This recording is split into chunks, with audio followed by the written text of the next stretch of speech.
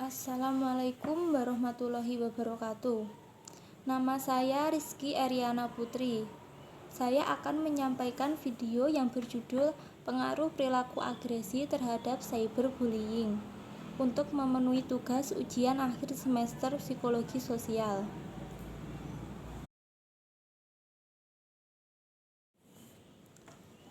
Yang pertama, saya akan menjelaskan pengertian tentang agresi.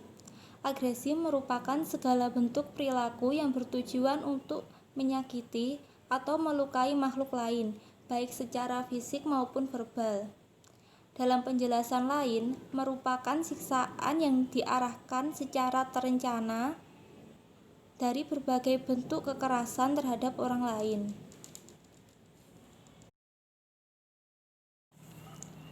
Kemudian ada teori-teori agresi. Yang pertama ada teori bawaan.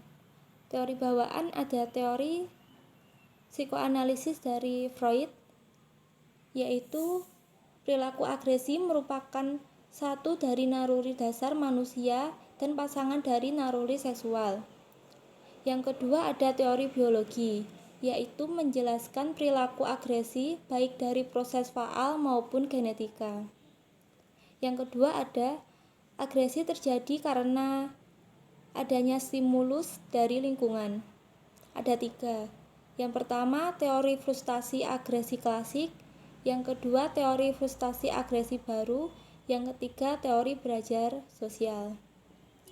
Yang ketiga ada teori kognitif, yaitu memusatkan proses yang terjadi pada kesadaran dalam membuat penggolongan pemberian sifat-sifat, penilaian, dan pembuatan keputusan. Dari agresi kiranya sudah nampak jelas, kemudian saya akan menjelaskan tentang cyberbullying. Cyberbullying merupakan suatu bentuk dari bullying atau perundungan yang dilakukan melalui jaringan telekomunikasi atau ponsel atau internet.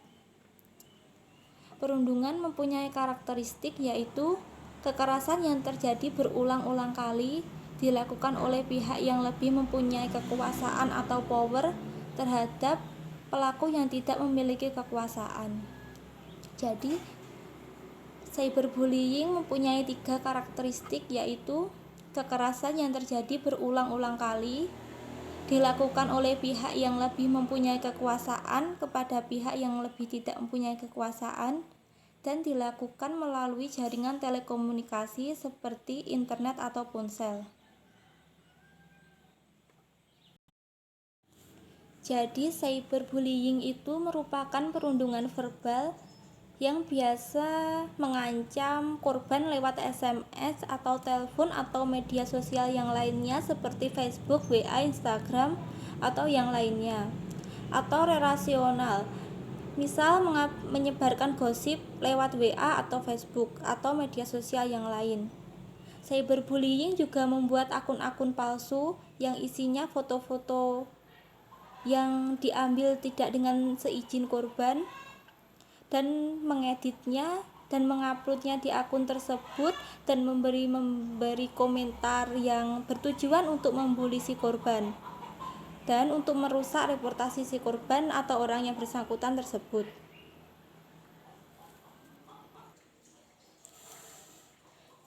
Kemudian data kasus cyberbullying di Indonesia secara menyeluruh sulit untuk ditemukan. Namun dari Polda Metro Jaya menyebutkan bahwa ada 25 kasus cyberbullying yang dilaporkan setiap harinya. Dan dari data tahun 2018 dari Komisi Perlindungan Anak Indonesia (KPAI) menyatakan angka anak korban cyberbullying mencapai 22,4%. Seperti saya ambil contoh kasus yang ramai pada akhir-akhir ini. Kasusnya Betran Peto Putra Onsu yang mendapat cyberbullying hingga ancaman. Foto korban menjadi bahan editan di media sosial. Dan ada sebuah akun media sosial Instagram yang semua isinya foto-foto korban dan berkomentar bullying terhadap korban. Bahkan ada yang sampai mengancam mau merobek perutnya. Dalam kasus tersebut, pelaku cyberbullying mempunyai perilaku agresi yang bertujuan untuk menyakiti secara verbal dan merusak reputasi si korban.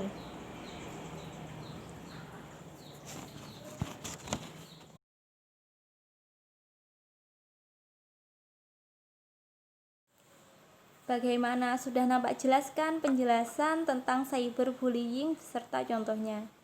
Kemudian saya akan menjelaskan hubungan perilaku agresi dengan cyberbullying, yaitu pelaku cyberbullying yang mempunyai perilaku agresi yang bertujuan untuk menyakiti dan melukai orang lain,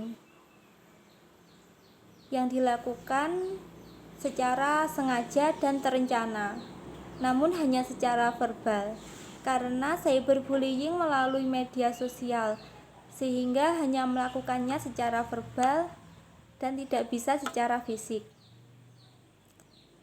Begitu hubungan perilaku agresi dengan cyberbullying.